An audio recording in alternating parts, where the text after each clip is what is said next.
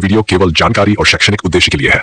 किसी भी फाइनेंशियल निर्णय से पहले अपने सलाहकार से परामर्श लें। क्या आपने कभी सोचा है कि आपकी रसोई में इस्तेमाल होने वाला हर मसाला, हर अचार का जार और हर स्नैक्स का पैकेट किसी के सपने से निकली हुई एक फैक्ट्री बनता है? क्या हो अगर वो फैक्ट्री आपकी हो और उसका पूरा खर्च सिर्फ एक बैंक लोन से निकल जाए? हमने पिछले वीडियो में 2 बिजनेस, पापड़ और सॉस केचप फैक्ट्री के बारे में बात की थी। उसका लिंक डिस्क्रिप्शन में है, आप चाहें तो वहां जाकर देख सकते हैं।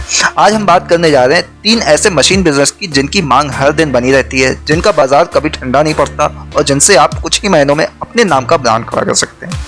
ये तीनों बिजनेस मिलकर आपके शहर में एक छोटा सा लेकिन मजबूत औद्योगिक साम्राज्य खड़ा कर सकते हैं।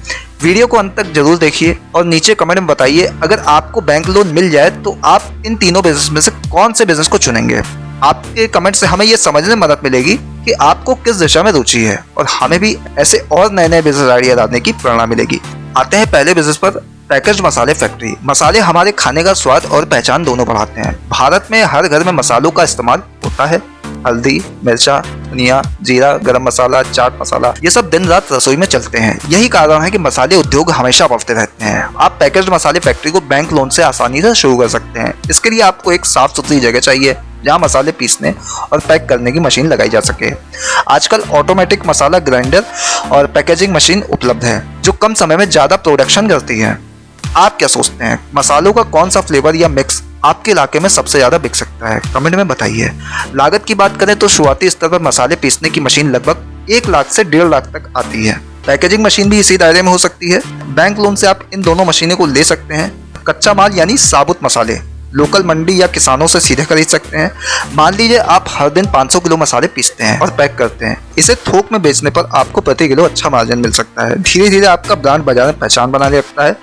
यहाँ सबसे महत्वपूर्ण बात है क्वालिटी और पैकेजिंग। आकर्षक पैकेजिंग, साफ सुथरा लेबल और सही वजन ग्राहकों को भरोसा दिलाता है। अगर आप मसाला फैक्ट्री शुरू करें तो आप अपने ब्रांड का क्या नाम रखना चाहेंगे? कमेंट में सुझाव दीजिए। अब आते हैं दूसरे बिजनेस पर, पैकेज्ड स्नैक्स और नमकीन उत्पादन फैक्ट्री। सोचिए, दिन भर की थकान के बाद लोग चाय के साथ में क्या चाहते हैं? कुछ चटपटा और कुरकुरा। यही कारण है कि नमकीन और स्नैक्स की मांग कभी खत्म नहीं होती है। बच्चे हो या बड़े, सभी को चिप्स, नमकीन, भुजिया, मिक्सचर जैसी चीजें पसंद आती हैं। इस बिजनेस में मशीनों का बड़ा रोल है। आपको फ्रायर मशीन, तेल मसाला मिक्सचर, पैकेजिंग मशीन और क्वालिटी चेक करने के लिए बेसिक लैब की जरूरत होगी।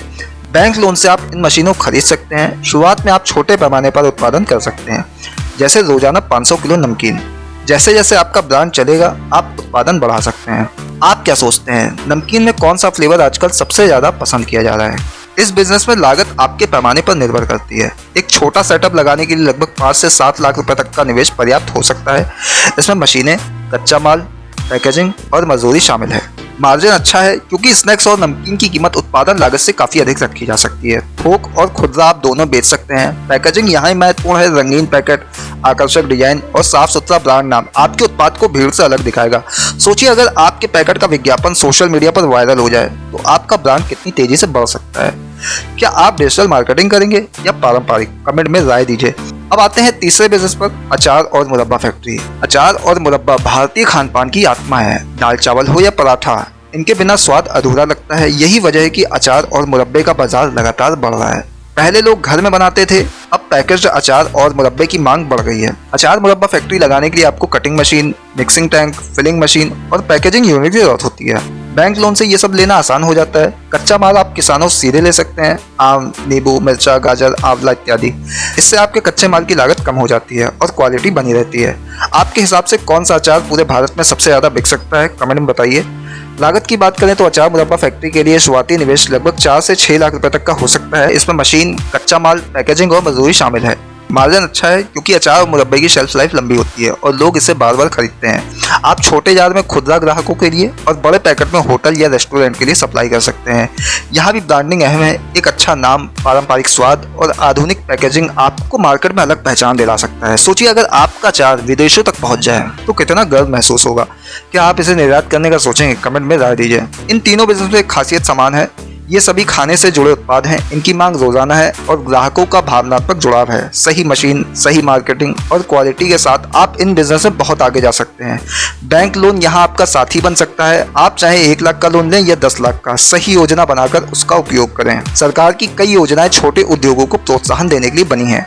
ब्याज दर कम है और लोन चुकाने के लिए पर्याप्त समय मिलता है। क्या आपने किसी को बैंक से लोन लेकर इस तरह के बिजनेस शुरू करते देखा है? उनका अनुभव कैसा रहा कमेंट में शेयर कीजिए। इन बिजनेस की सबसे बड़ी खूबी यह है कि आप इन्हें अपने इलाके में स्वाद और संस्कृति के हिसाब से ढाल सकते हैं, जैसे मसालों में लोकल फ्लेवर, स्नैक्स में स्थानीय नाम और अचार में पारंपरिक रेसिपी। इससे आपका ब्रांड ग्राहकों के दिल में जगह बना सकता है। आप चाहें तो इन तीनों बिजनेस को जोड़कर एक ही जगह पर छोटा सा फूड प्रोसेसिंग हब बना सकते हैं। इससे कच्चा माल, पैकेजिंग और मार्केटिंग का खर्च कम हो जाता है। सोचिए अगर आपके पास में ऐसा हब हो जिसमें मसाले, स्नैक्स और अचार एक ही साथ बने तो आपका टर्नओवर कितना बढ़ सकता है। तो आपने देखा कैसे बैंक लोन से 3 शानदार मशीन बिजनेस शुरू किए जा सकते हैं। ये तीनों बिजनेस कम लागत में बड़े मुनाफे का मौका देते हैं। अब आपके सामने रास्ता साफ है, आपको बस तय करना है कि कौन सा बिजनेस आपके लिए सही है। याद रखिए, शुरुआत छोटी हो सकती है लेकिन सोच बड़ी होनी चाहिए। आप बताइए, आज के वीडियो में बताए गए 3 बिजनेस में से कौन सा बिजनेस आप अपने शहर में शुरू करना चाहेंगे? कमेंट में जरूर लिखिए। और हाँ, अगले वीडियो में हम और भी नए मशीन बिजनेस और स्ट्रेटेजी पर चर्चा करेंगे। चैनल को सब्सक्राइब कर लीजिए ताकि वो जानकारी आप तक समय पर पहुंचे। वीडियो पसंद आया हो तो लाइक कीजिए, शेयर कीजिए और ऐसे ही बिजनेस आइडियाज के लिए जुड़े रहिए। फिलहाल के लिए इतना ही, दीजिए इजाजत। नमस्कार।